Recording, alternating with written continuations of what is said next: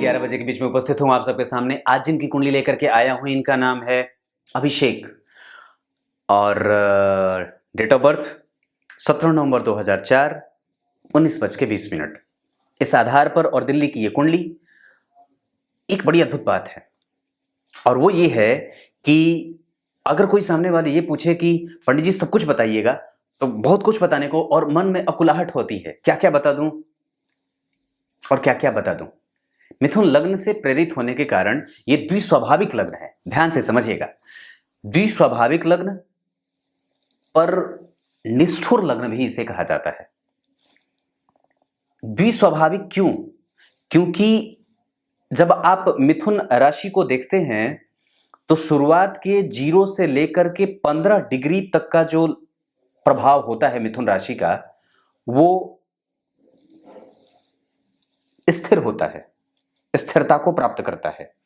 लेकिन 15 डिग्री से जैसे ही 30 डिग्री की तरफ बढ़ता है, ये राशि बढ़ती है तो चंचल हो जाती है, क्योंकि कर्क राशि सामने जो पड़ रही होती है। तो चंद्रमा से प्रभावित होने के कारण ये कई बार दोनों ही स्वभावों को धारण करने वाली हो जाती है। यह अद्भुत बात है। और भी बात, इस कुंडली के लिए अगर आप गौर करें तो लग्न के और चतुर्थ के अधिपति होंगे बुध, यानी कि इस कुंडली में बुध का बलवान होना अत्यंत आवश्यक होगा।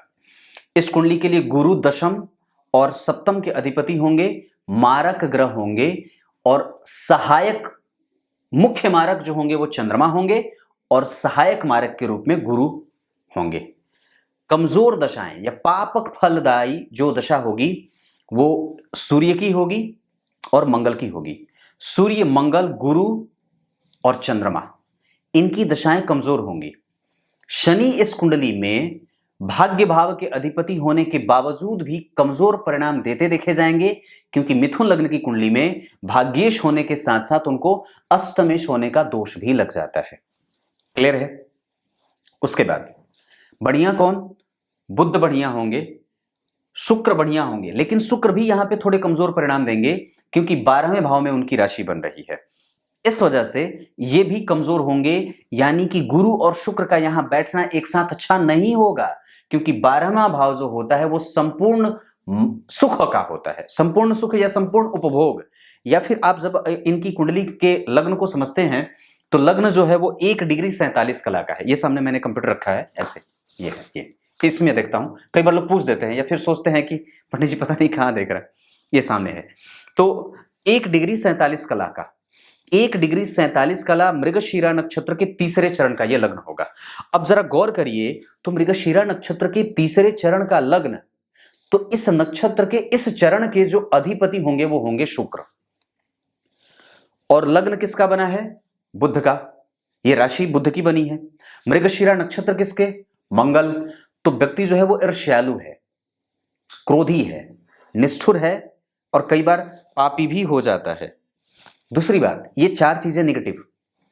मृगशिरा में जन्मे होने के कारण व्यक्ति जो है वो निष्ठावान है, प्रबुद्ध है, मजबूत है और बेवजह का कई बार डर भी जाता है। नहीं डरने की बात होती है फिर भी कई बार डर जाता है, लेकिन तपाक से बोलने वाला भी होता है। तीनों ही आपस में शत्रु होते हैं, मंगल, बुध और शुक्र। मंगल कौन? मृगशिरा का अधिपति, नक्षत्र के चरण के अधिपति शुक्र और लग्न के अधिपति बुध। लेकिन फिर भी यहां पे शुक्र की दशा अच्छी जाएगी। शनि की दशा में व्यक्ति का भाग्योदय हो सकता है। बुध की दशा व्यक्ति के लिए लाभप्रद सिद्ध हो सकती है। मंगल की दशा में व्यक्ति का बल बढ़ेगा। लेकिन अगर इन तीनों में हम कंपैरिजन करते हैं तो तीनों ही ग्रहों में मंगल की दशा सबसे कमजोर जाएगी, उसके बाद शुक्र की दशा कमजोर जाएगी, लेकिन सबसे अच्छी दशा बुध की जाएगी। यानी कि व्यक्ति के पास चंचलता है, चपल है, चालाक है, उत्तर देने वाला है, वाक्पटु है और डरपोक भी है, डर जाता है। और एक बात और है, बताता हूं।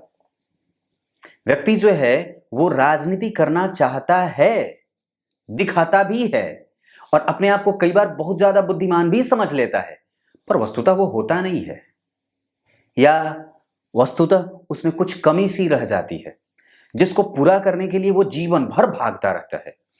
उसको हमेशा ही किसी आलंब की आवश्यकता होती है, किसी के सहारे की आवश्यकता होती है, क्योंकि ये द्विस्वाभाविक जो ठहरा और हमेशा ही ना तो स्थिर होता है और ना चंचल होता है। इस कारण से कई बार इसमें कुछ न कुछ कमी रह जाती है और वो कमजोरी इसके चित्त के बदलते रहने की होती है। इसका चित्त स्थिर नहीं होता है, द्विस्वाभाविक होने के कारण ये बदल बदल बदल बदल सा जाता है।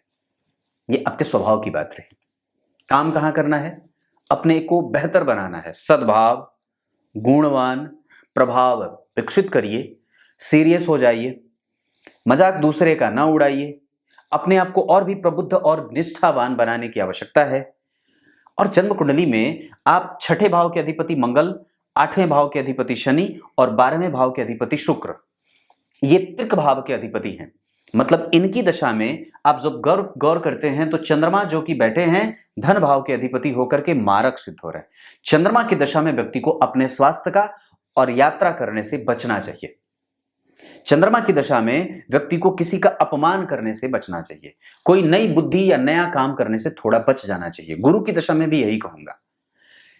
पुष्य हो जाए, मृगशीरा हो जाए, अनुराधा हो जाए, ज्येष्ठा हो जाए, उसके बाद पुनर्वसु हो जाए, पुष्य हो जाए, ये बात मैंने बताई, शतभिखा, रेवती, ये नक्षत्र आपके लिए अच्छे साबित हो सकते हैं। उसके बाद जन्म कुंडली में दिन बुधवार का बड़ा बढ़िया रहे, जन्म कुंडली में अंक जो है वो 5 नंबर अच्छा रहे। उसके बाद अगर आप गौर करें तो पूजा के बल पर गणेश जी के मंत्रों का अत्यधिक संख्या में जप बहुत बढ़िया रहे, गणेश जी का दर्शन अच्छा रहे, 21 दुर्वा प्रत्येक दिन गणेश जी को अर्पित करते रहना चाहिए, गणेश जी को दूध अर्पित करते रहना चाहिए अगर हो सके तो। बुधवार के बुधवार नमक ना खाएं तो सबसे ज्यादा बढ़िया बात रहे। और व्यक्ति की कुंडली में अगर आप लग्न को देखें तो लग्न जो है वो बलवान है, 1 डिग्री है 47 कला का, अभी बढ़ रहा है, आगे की तरफ अग्रसर है, यानी कि व्यक्ति जो है वो 0 से शुरू करेगा और अनंत तक की यात्रा करेगा। व्यक्ति जो है वो श्रेष्ठ मति बुद्धि का है, इस पे और भी थोड़ा काम करने की आवश्यकता हो सकती है। दूसरी बात है, आप अगर गौर करें तो गुरु और शुक्र का यहां बैठना ठीक नहीं होगा, क्योंकि गुरु जो है वो सप्तम के अधिपति और शुक्र पंचम के अधिपति होते हैं। तो ये तो अच्छी बात है, लेकिन ये दाम्पत्य की कमजोरी को भी दिखा देते हैं और कई बार इसमें समस्या भी पैदा करते हैं। दूसरी कारण कि 12वें के अधिपति का जन्म कुंडली में नीच का होना, शुक्र यहां दिग्बली हुए हैं पर नीच के हुए हैं, इस वजह से ऐश्वर्य की कमी भी देखी जाएगी। यहां पे सबसे अच्छी बात क्या हो सकती थी? यहां पे सबसे अच्छी बात 2 बातें हो सकती थी, शुक्र और बुध का एक साथ बैठना, लग्नेश और सप्तमेश का, लग्नेश और पंचमेश का एक साथ बैठना, ये अच्छा हो सकता था। इस कुंडली में सूर्य और बुध का एक साथ बैठना कैसा है? ये भी अच्छा है, क्योंकि सूर्य जो है वो पराक्रम के अधिपति और लग्न के अधिपति या चतुर्थ के अधिपति होकर के बुध बैठे हैं। तो सूर्य और बुध का छठे भाव में बैठने का परिणाम होगा कि व्यक्ति अच्छे परीक्षा में और ऊंचे पद पे जो परीक्षा प्रतिष्ठित करे या पद दे, वैसी परीक्षा में शामिल हो सकता है और एक ऐसी परीक्षा में अपनी उपस्थिति को दर्ज करा सकता है और उसमें अपना परिणाम प्राप्त कर सकता है जो बड़े ही उच्च कोटि का हो। क्लियर है? गौर से समझिएगा जन्म कुंडली को। गुरु और शुक्र का, जहां शुक्र नीच के हुए हैं जो पंचम के अधिपति हैं, शिक्षा में बाधाएं उत्पन्न कर सकते हैं, क्योंकि मंगल इस कुंडली के लिए प्रतियोगिता पैदा कर रहे हैं। कहां जाकर के? पंचम भाव, शिक्षा, जहां के अधिपति शुक्र के साथ उनकी मित्रता होती नहीं है, पर यहां मित्र हो जाएंगे। और गुरु का संग मिला है जो सप्तम भाव के अधिपति होकर के पंचम भाव और 12वें भाव के अधिपति के साथ युति कर रहे हैं। ध्यान से समझने की बात है, सप्तम के अधिपति और दशम के अधिपति होकर के 12वें भाव के अधिपति के साथ युति कर रहे हैं, जो पंचम भाव में मूल त्रिकोण राशि बनी है। पंचम भाव में मूल त्रिकोण राशि बनने से और शुक्र के नीच होने के कारण कई बार व्यक्ति को संपूर्ण मानसिक सुख की कमजोरी होगी। यहां पे गुरु और शुक्र का एक साथ बैठना अच्छा नहीं होगा। ये इस कुंडली की सबसे कमजोर बात है जो कि नहीं होनी चाहिए थी। यहां सूर्य और बुध का एक साथ बैठना कई बार अच्छा भी होगा, कई बार बुरा भी होगा। बुरा कैसे? क्योंकि सूर्य जो हैं वो तृतीय भाव के अधिपति हैं, लग्नेश का संबंध तृतीय भाव के अधिपति, छठे भाव के अधिपति, 8वें भाव के अधिपति या 12वें भाव के अधिपति के साथ हो जाता है तो कई बार कंपटीशन बढ़ जाता है। और उसके बाद अगर जन्म कुंडली में छठे भाव के अधिपति की बात करते हैं तो वो मंगल जाकर के जन्म कुंडली में पंचम भाव में आकर के प्रतियोगिता को और भी ज्यादा वृद्धि दे रहे हैं, या फिर ये कह सकते हैं कि व्यक्ति को उग्र व्यग्र और चिंता करने वाला, बेवजह का हेडेक लेने वाला बना रहे हैं। क्लियर है? जन्म कुंडली के धन भाव में शनि का अकेले बैठना ये कृपण बना देते हैं और व्यक्ति को चाहे कितना भी धन दे दो, कभी भी उसकी क्षुधा पूर्ति नहीं होती है। वो कभी भी अपने आप को, अब जब गाड़ी खरीद ले तो सोचे कि ये खरीद लूं, क्योंकि मिथुन राशि को अब जब और भी एक्सप्लोर करते हैं, इसका और भी ज्यादा इसको और भी गहराई से समझने का प्रयास करते हैं, इसके चिंतन को समझिए कि ये कैसा चिंतन करता है। तो ये मैथुन की राशि है और वस्तुतः ये मैथुन करने का प्रिय होता है। बालक जो है वो हमेशा ही जिद करता है, कुछ ना कुछ उसको चाहिए होता है। तो ये मैथुन करेगा तो किससे? भौतिकीय वस्तुओं से, क्योंकि गुरु केंद्र में किम कुर्वन्ते सर्वे ग्रहा यश केंद्रे बृहस्पति और शुक्र के साथ, जो कि 12वें के अधिपति और पंचम के अधिपति हैं, प्रेम के भूखे व्यक्ति के साथ गुरु का संबंध शुक्र के साथ हो जाता है। तो कई बार वो व्यक्ति को भौतिकवादी, ये बात लग्न में भी बन रही है, नक्षत्र की बात पे, चरण के अधिपति, नक्षत्र के चरण के अधिपति शुक्र बन रहे हैं, इस वजह से व्यक्ति को भोगी और भोगी प्रवृत्ति का बना देंगे। क्योंकि गुरु जो है वो आध्यात्मिक चिंतन के कारक होते हैं और शुक्र जो होते हैं वो भौतिकीय लक्षणों से युक्त व्यक्ति को बनाने का प्रयास करते हैं।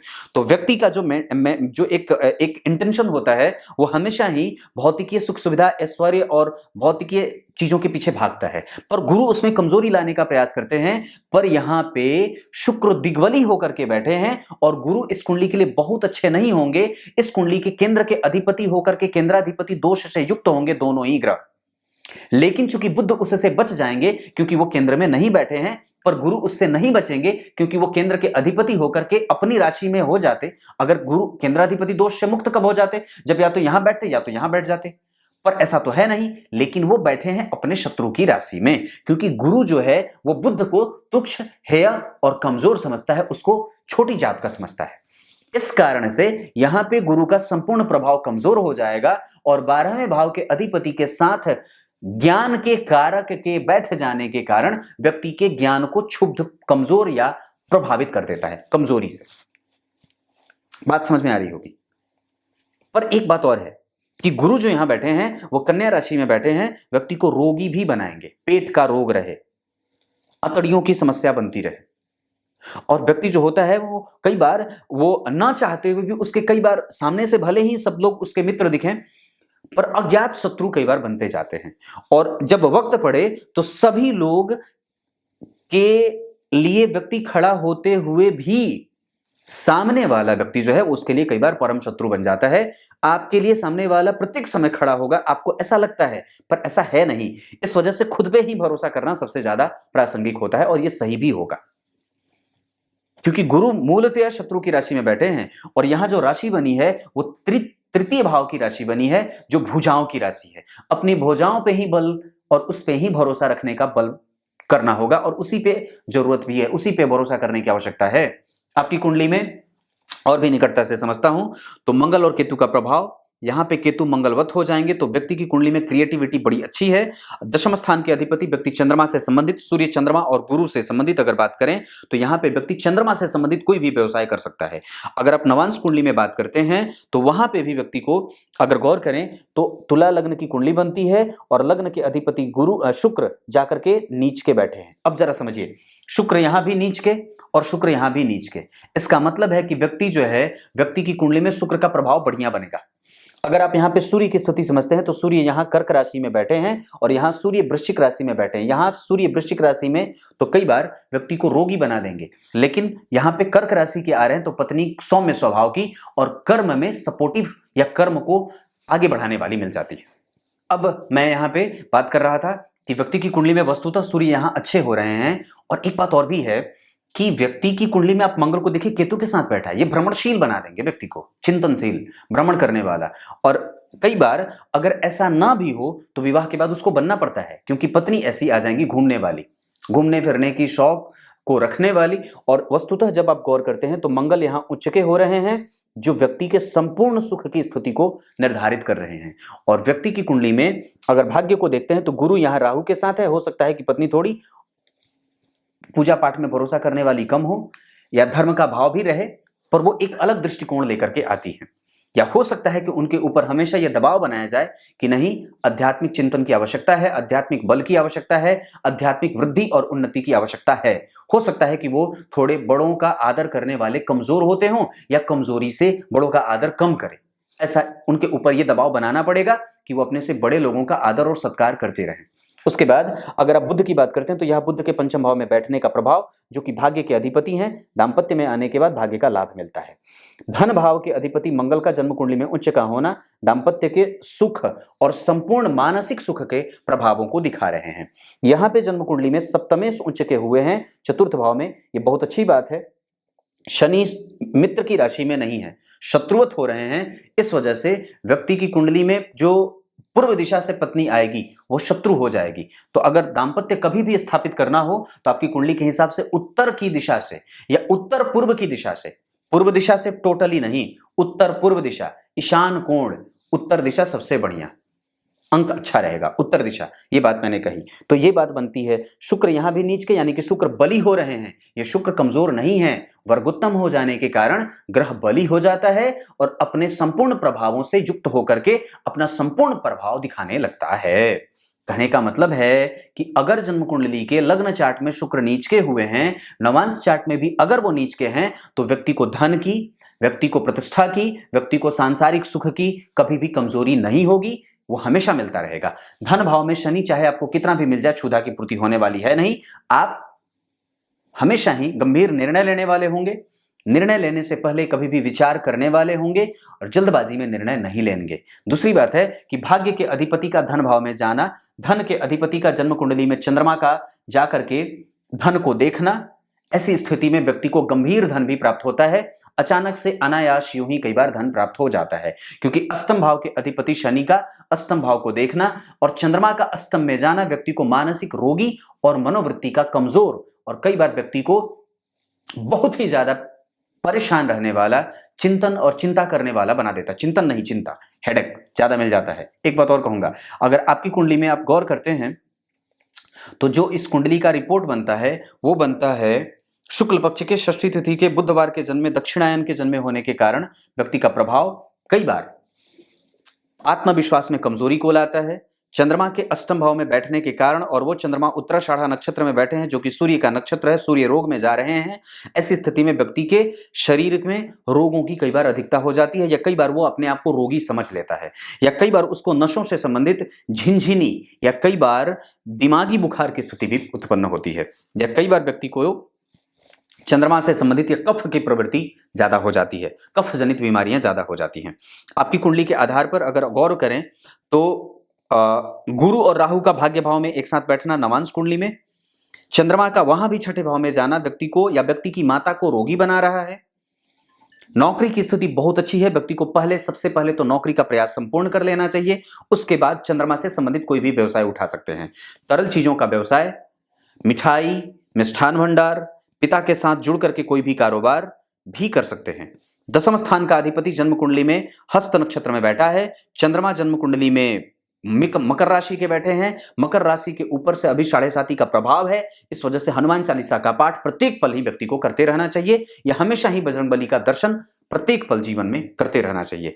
पल की बात नहीं कर रहा, हमेशा के लिए बात कर रहा हूं, इससे आपको आपके भाग्य का बल भी मिलता रहेगा। दूसरी बात है, राहु मेष राशि के बैठे हैं, अश्विनी नक्षत्र के, जिसके अधिपति केतु और राहु का परिवर्तन, और ऐसी स्थिति में कि आप जब गौर करते हैं तो ये राहु आपकी कुंडली के लिए मंगल से संबंधित हो रहे हैं और वो मंगल उन्हें देख रहे हैं।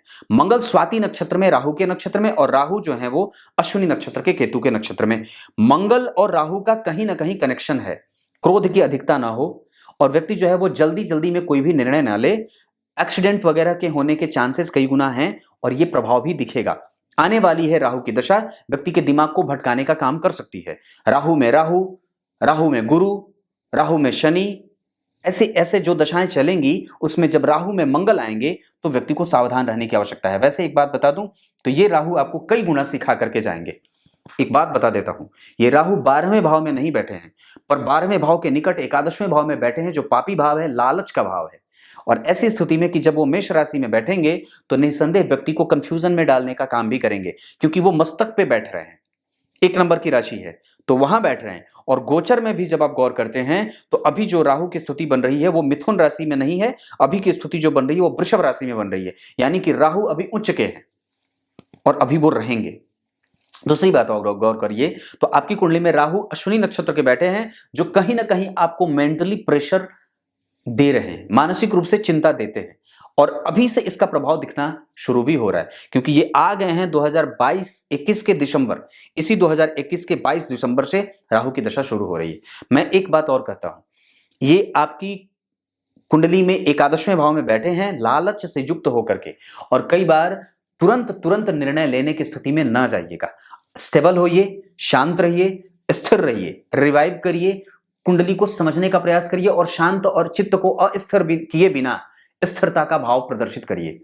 किसी के साथ भी पार्टनर में मत जाइए, ना बनाइए ना बनिए, और किसी को देने से बचिए। कोई भी चीज हो, किसी को देना नहीं है। नया काम शुरू करने से पहले थोड़ा स्टडी करना आवश्यक होगा, और कोई भी काम करने से पहले किसी जरूरत अगर है तो जरूरत अगर पड़ जाए तो निस्संदेह मैं ये बात कहता हूं, क्योंकि आपकी कुंडली में बुध भी रोग में है और चंद्रमा भी अष्टम में है, तो निस्संदेह निर्णय और डिसीजन मेकिंग कैपेसिटी और कैपेबिलिटी कमजोर है आपके अंदर, उसकी क्षमता कमजोर मुझे दिख रही है, क्योंकि सूर्य भी रोग में है।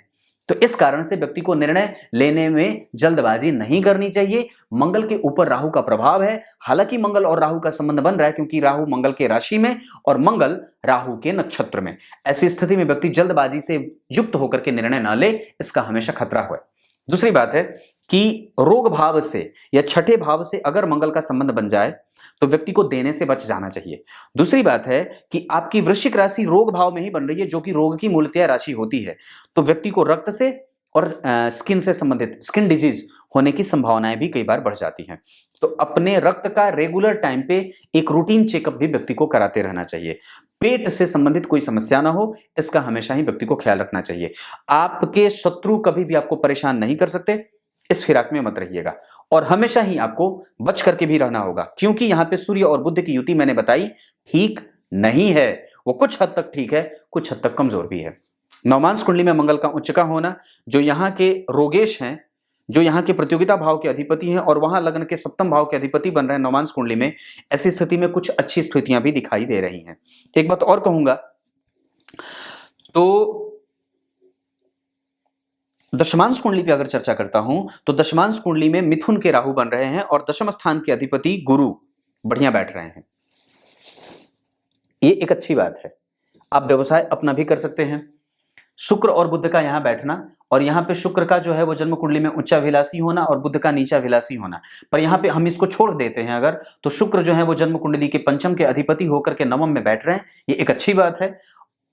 उच्च का मंगल यहां बैठा है, इसका मतलब है कि व्यक्ति के पास डिप्लोमेट का, अगर जैसे कई बार कितनी बार होता है कि व्यक्ति जो है वो दूसरे लोगों से अगर पार्टनरशिप में जा करके, राहु में मंगल जब आए, या फिर जब कभी भी व्यक्ति की दशा चले, राहु में शनि की दशा चले, तो कई बार व्यक्ति जो है वो पार्टनर बनाना चाहता है, कई बार अच्छे पार्टनर मिल भी जाते हैं, पर व्यक्ति अगर चाहे तो अपने मामा के साथ या मामा के संबंधों के साथ जुड़ करके कई बार अपना पार्टनर बना सकता है। मामा के क्षेत्र से जुड़ करके या ननिहाल के क्षेत्र से जुड़ करके व्यक्ति अपना पार्टनर उन्हें बना करके उनके साथ व्यवसाय कर सकता है, ये बात बनती है। उसके बाद अगर आप गौर करें तो आपकी कुंडली में अष्टम भाव में उच्च का मंगल बैठा है। व्यक्ति तीव्र रणनीतिकार है, वो राजनीति करने वाला है, चिंतन करने वाला है, मनन करने वाला है, रेगुलर ही काम को अपडेट करने वाला है। तो आपके अंदर ये गुण भी विकसित होते हुए मैं देख रहा हूं। निश्चित रूप से इस पे आप काम कर सकते हैं।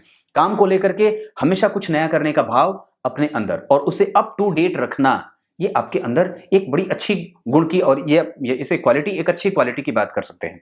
दूसरी बात है चंद्रमा और केतु का ग्रहण, ये कभी कभी आपको निरंतर एक तरीके से पैसे ना देने का, या कई बार ऐसी स्थिति बन जाती है कि कई बार एक जैसा पैसा ना आए।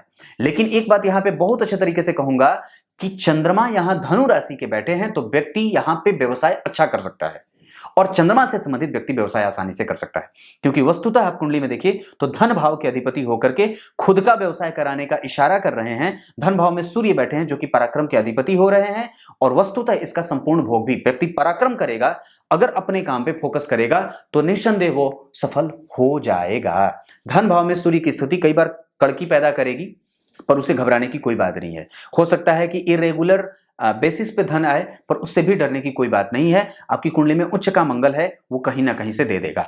धन भाव के अधिपति धन को देख रहे हैं, भाग्य के अधिपति जन्म कुंडली में धन भाव के अधिपति को देख रहे हैं। ऐसी स्थितियां महाभाग्यशाली या महाधनी योग पैदा करती हैं। धन भाव के अधिपति का धन को देखना, लाभ के अधिपति का लाभ को देखना, लग्न के अधिपति का बुध के साथ सूर्य का जाना व्यक्ति को पराक्रमी और निष्ठावान बना रहे हैं। ये सारी स्थितियां आपकी कुंडली में अच्छी भी दिख रही हैं। तो कमजोरी क्या है? इस कुंडली में कमजोरी, बुध बहुत अच्छा परिणाम देंगे हमेशा। इस कुंडली में व्यक्ति का मन कमजोर है और व्यक्ति चिंता ज्यादा करता है, बेवजह का हेडेक ज्यादा लेता है और उसका मन अपवित्र है। माता के स्वास्थ्य को लेकर के हमेशा ही व्यक्ति को सजग रहना चाहिए। पिता के साथ संबंधों को और भी ज्यादा नॉर्मल और नॉर्मलाइज करने की आवश्यकता है। उनको कठोर नहीं होना चाहिए। पिता को हमेशा ही व्यक्ति के साथ एक मित्रवत और मित्रता का भाव रखना चाहिए। पिता का सुख मैं अगर जन्म कुंडली में देख रहा हूं तो वो बड़ा अच्छा देख रहा हूं, खराब नहीं है। और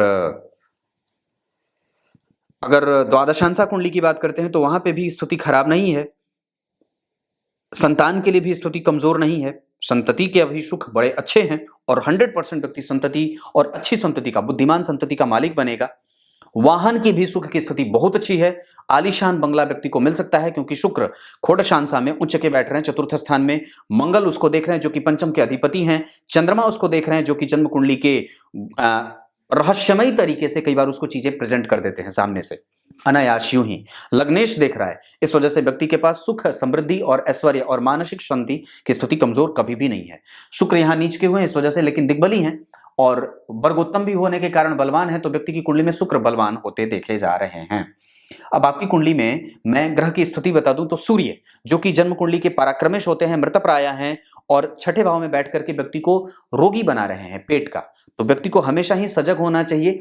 और 12वें भाव के अधिपति के साथ जन्म कुंडली में गुरु बैठे हैं, इस वजह से व्यक्ति को अपने प्रभाव को सूर्य नमस्कार से विकसित करना चाहिए। व्यक्ति को सूर्य नमस्कार करना चाहिए, साष्टांग सूर्य को प्रणाम करना चाहिए।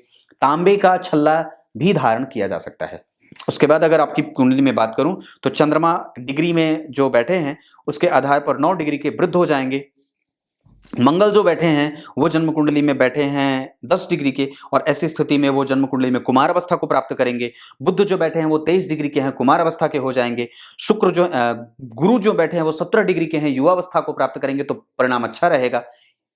मतलब जितना भी देंगे वो कई बार अच्छा भी देंगे क्योंकि दशमेश भी होते हैं, तो कर्म का फल उनको मिलता रहेगा क्योंकि दशम स्थान के अधिपति होकर के और अपनी पूर्ण दृष्टि से देख रहे हैं, इस वजह से व्यक्ति का कर्म क्षेत्र ठीक है। यहाँ के अधिपति होकर के गौर करिए तो चंद्रमा जन्म कुंडली में गुरु की राशि में बैठ रहे हैं और दशम, यहाँ पे आप जब दशमांश कुंडली में गौर करते हैं तो दशम स्थान के अधिपति होकर के पंचम में बैठ रहे हैं, तो ये एक अच्छी स्थिति है। यानी कि गुरु अगर युवा अवस्था में होंगे तो कर्म क्षेत्र का बल मिलेगा, गुरु अगर उच्च के होंगे या युवा होंगे अवस्था में तो पराक्रम का बल मिलेगा और कहीं ना कहीं कर्म क्षेत्र का भी बल हमेशा मिलता रहे। तो ये एक अच्छी स्थिति दिख रही। कर्म लग्न के अधिपति और दशमांश कुंडली में लग्नेश एक ही ग्रह के होने के कारण और वर्गोत्तम होने के कारण कई बार व्यक्ति का कैरियर कभी भी कमजोरी को प्राप्त नहीं कर रहा है, कैरियर ठीक है। आपको ठीक करना है चंद्रमा को, आपको ठीक करना है सूर्य को।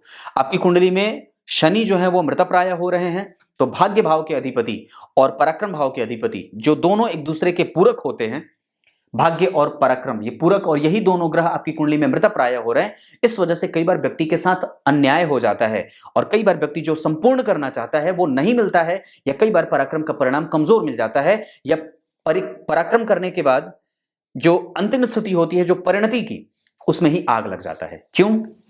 मंगल और राहु केतु का प्रभाव कमजोर, क्योंकि वस्तुतः ये प्रतियोगिता ज्यादा कर रहा है और करा रहे हैं। यहाँ पे मंगल अच्छे होते भी नहीं है, ये बात मैंने कही है। इस वजह से व्यक्ति को कई बार मेहनत ज्यादा करनी पड़ती है। तो हनुमान चालीसा का पाठ और देवी दुर्गा का दर्शन हमेशा करना चाहिए। गणेश जी के मंत्रों का जप, सिर्फ एक मंत्र मैं भेजूंगा वो आपको हमेशा जपा जा सकता है, हमेशा आप जप सकते हैं। ये आपकी कुंडली है। तो आपकी कुंडली में बचना किससे है? आपकी कुंडली में बचना है सूर्य से, शनि से, गुरु से, मंगल से, थोड़े बहुत शुक्र से। पर आप लाभ किसका प्राप्त करोगे? चंद्रमा की दशा आपकी कुंडली के लिए अच्छी नहीं है, तो यानी कि कमजोर तो लगभग सारे ग्रह हो रहे हैं। तो बुध अच्छे हैं, गुरु भी अच्छे होंगे कर्म के लिए, शुक्र भी अच्छे हैं ऐश्वर्य, सुख, शांति और जो है वो एक मानसिक संतुलन के लिए। मंगल कमजोर हो रहे हैं, तो हमें जो है वो बजरंग बली को मनाना होगा, बजरंग बली की पूजा करनी होगी। ये सारी बातें आपकी कुंडली में बन रही हैं। राहु आपको पराक्रमी बना रहे हैं, राहु आपको क्रोधी बना रहे हैं, राहु आपको आपकी पत्नी को कई बार कंफ्यूजन में रहने वाला, या राहु कई बार पत्नी को थोड़ा हमेशा ही क्रोध में रहने वाला बना दे रहे हैं। ये बात बनती है। पत्नी जो है वो निष्ठावान है, आपके प्रति समर्पित होकर के आपसे तीव्रतम स्थिति से प्रेम करने वाली है। अगर विवाह करना होगा तो कन्या राशि या कन्या लग्न की जातिका से विवाह कर सकते हैं। अगर विवाह करना होगा तो मकर राशि मकर लग्न के जातिका से। आपके लिए जो अच्छी राशियां, जो मित्र राशियां बनेंगी वो कुंभ राशि मित्र बनेगी, आपके लिए वृषभ राशि अच्छी बनेगी, आपके लिए कन्या राशि अच्छी बनेगी, तुला राशि अच्छी बनेगी। ये कुछ राशियां आपके लिए अच्छी बनेंगी। पर शत्रु राशि मकर राशि खराब बन सकती है। कुंभ राशि अच्छी है पर मकर राशि अच्छी नहीं है। वृश्चिक राशि अच्छी नहीं होगी। मेष राशि अच्छी साबित हो सकती है। मीन राशि अच्छी साबित हो सकती है। ये बात बनती है। कुछ इसी तरीके से अब कार्यक्रम का समापन करते हैं। तब तक के लिए सब तो बता दिया ना लगभग। कैरियर बताया, अभी राहु की दशा चल रही है। अगर कुछ करना होगा तो आप निस्संदेह 2027 से भी कर सकते हैं। 2004 के हैं आप, अभी आपके पास वक्त है। अभी आप आराम से टाइम लीजिए और अभी आप पहले नौकरी का भरसक प्रयास करिए, क्योंकि चतुर्थ स्थान के अधिपति बुध जहां आपकी कुंडली में 6 नंबर लिखा है वो छठे भाव में बैठ रहे हैं, सूर्य जैसे ग्रह के साथ बैठ रहे हैं, वो पराक्रम भाव के अधिपति के साथ बैठ रहे हैं। तो इस वजह से थोड़े बहुत पराक्रम के बाद आपको आपका परिणाम मिल जाएगा। लेकिन पेशेंस लेस मत होइएगा, क्योंकि राहु का प्रभाव मंगल के ऊपर है और मंगल जो है वो जन्म कुंडली में 12वें भाव को भी देख रहे हैं। तो वैसे आपकी कुंडली के आधार पर अगर मैं देखता हूं तो बाहर जाने की स्थिति मैं बहुत ज्यादा नहीं देख रहा। आप घर के पास और घर के निकट ही रहिए, क्योंकि केंद्र में जो स्थिति बन रही है वो दो शुभग्रह बैठे हैं चतुर्थ भाव में, सुख का कारक और सुख भाव में दिग्बली शुक्र। व्यक्ति को संपूर्ण सुख उसके घर पे और माता पिता का संपूर्ण सुख वहां मिलता हुआ देख रहा हूं। तो कमजोरी नहीं है। बुध हमेशा अच्छे परिणाम देंगे। राहु में बुध आपकी कुंडली में 2029 से 32 तक का जो काल रहेगा वो बड़ा अच्छा रहेगा। ये आपकी कुंडली है। तब तक के लिए नमस्कार करता हूं और क्या बताऊं।